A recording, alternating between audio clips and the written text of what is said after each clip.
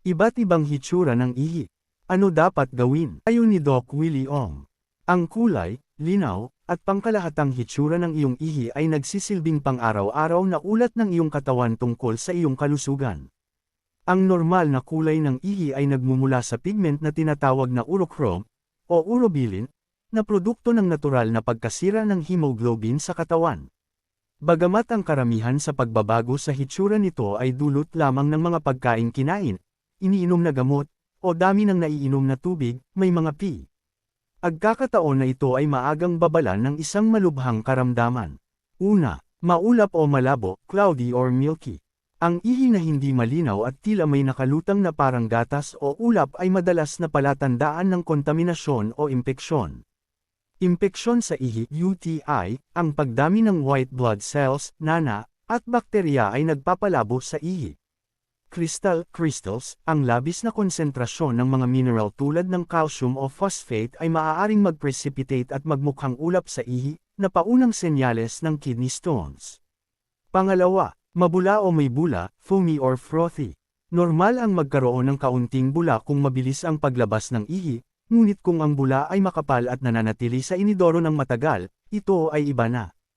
Proteinuria, ang makapal at matagal mawala na bula ay senyales na may protina sa ihi, albumin. Sa normal na kalagayan, hinaharangan ng bato ang protina upang hindi lumabas. Kung may bula, nangangahulugan ito na may pinsala o strain ang mga pansala ng iyong bato, kidney disease. Pangatlo, malinaw o walang kulay, clear. Ang ihi na mukhang tubig at walang anumang bakas ng pagkadilaw ay karaniwang nangangahulugan na ikaw ay higit na overhydrated o labis ang nainom na tubig. Kahulugan, bagamat mabuti ang uminom ng tubig, ang sobrang pag-inom ay maaaring magdulot ng pagbab. Ng mga mahahalagang electrolyte sa katawan tulad ng sodium, kondisyong tinatawag na hyponatremia. Medikal na aspeto, kung ang iyong ihi ay palaging malinaw kahit hindi ka naman umiinom ng maraming tubig, maaari itong maging senyales ng diabetes insipidus o mga problema sa bato, kidneys, na hind. Ay na nagagawang i-concentrate ng maayos ang ihi. Pang-apat, maputlang dilaw hanggang ginto, pale yellow to amber. Ito ang itinuturing na normal at pinakamalulusog na hitsura ng ihi. Maputlang dilaw, straw, pale yellow, nagpapakita na ikaw ay sapat ang hydration o maayos ang balanse ng tubig sa iyong katawan. Madilim na dilaw, dark yellow, amber, ito ay normal pa rin ngunit nagpapahiwatig ng simula ng mild dehydration. Mas puro o concentrated ang urochrome pigment dahil kulang sa tubig ang katawan upang ito ay matuno ng husto.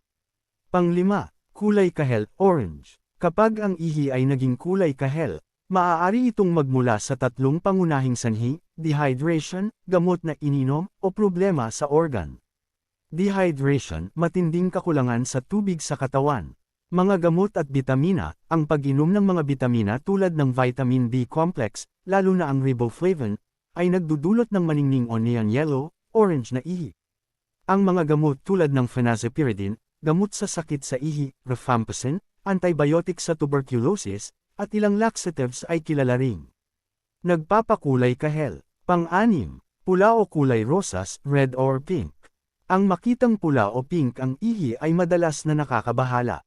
Sanhi ng pagkain, ang pagkain ng mga pagkain may matitingkad na kulay tulad ng beetroot, beets, blueberries, o rhubarb ay maaaring magkulay rosas sa ihi.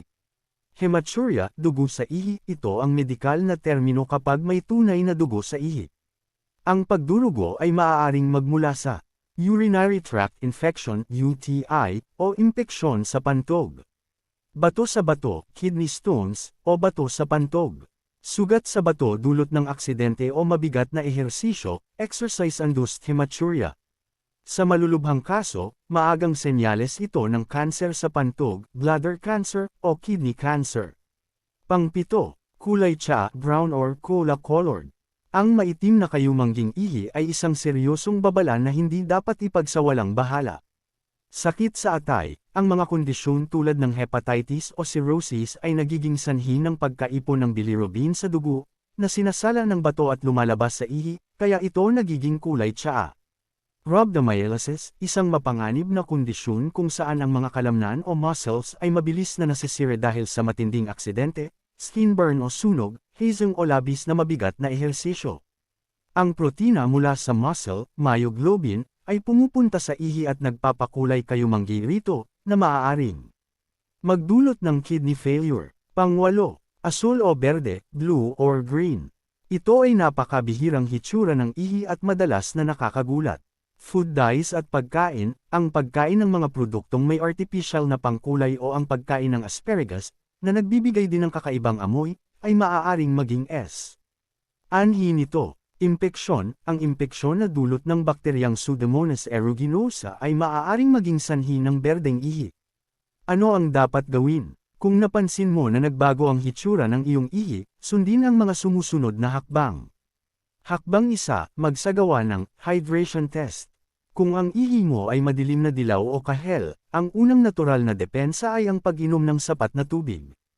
Uminom ng 2 hanggang 3 basong tubig at hintayin ang susunod na pag-ihi. Kung bumalik ito sa maputlang dilaw, ang sanhi ay simpleng dehydration lamang. Kung nananatili itong madilim o iba ang kulay, lumipat sa susunod na hakbang. Hakbang 2, suriin ang iyong mga kinain at ininom na gamot. Magbalik tanaw sa iyong mga kinain sa nakalipas na 24 hanggang 48 oras. Kumain ka ba ng beets, blueberries, o asparagus?